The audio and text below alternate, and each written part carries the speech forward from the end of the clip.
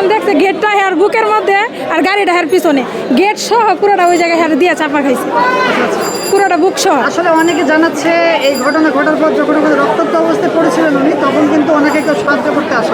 না না না, আপনার ছিলেন ঘটনা কি আপনি কতটুকু দেখেছেন? আমি জানি না, আমি ওই ভাবির কাছ থেকে শুনছি যেটুকু, আমি ওটুকুই বলছি, আমি দেখি নাই। আচ্ছা আচ্ছা।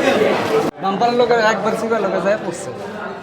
আর রোডে তো লোকজন থাকলে তো রোডের লোকজন রোডের লোকজন বা রিক্সা যাত্রী থাকলে তাহলে ওগুলো সব অবস্থা খারাপ হতো আর কি। তা ওই টাইমে কোনো লোক ছিল না আর কি, ওই খালি ছিল, ওই দারোয়ানটাই ছিল, ওই টাইমে আর কোনো লোক ছিল না। পরে ওই ওনাকে টাইনে বাইর করলো, ওই যে নিজে মালিক নিজে টাইনে বাইর করছে, বাইর করে দেখি যে ওনার অবস্থা খুব ভয়াবহ। পরে ওনাকে মেডিকেলে পাঠিয়ে দিচ্ছে।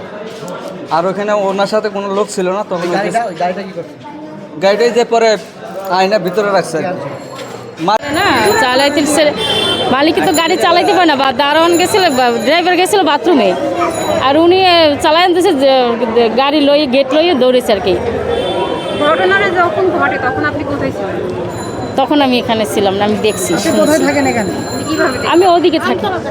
আপনারা তো সকালবেলা নিশ্চয়ই এখানে আসছেন, ওখানে অনেকে বলছে যে ওখানে অনেক রক্ত রক্ত বাইর হয়েছে অনেক, মাথা ফাইটে গেছে, মাথায় রক্ত, ওই দিকে ওখানে যে বাড়ি খেয়েছে তেলে। আরো বলছে মালিক আরো লোকজন ঠেলে উঠেছে আর কি, উঠে পরে ভিতরে রাখছে।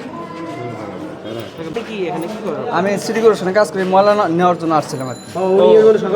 মানে আমি খালি গেটের ভিতরে ঢুকছি, ঢোকার পরে এখানে আসছি, মানে সিঁড়ির কাছে আসছি, আর এর মধ্যে ঘটনা ঘটছে।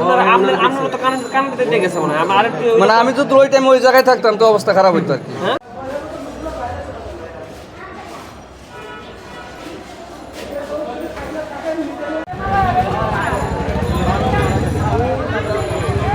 গাড়ি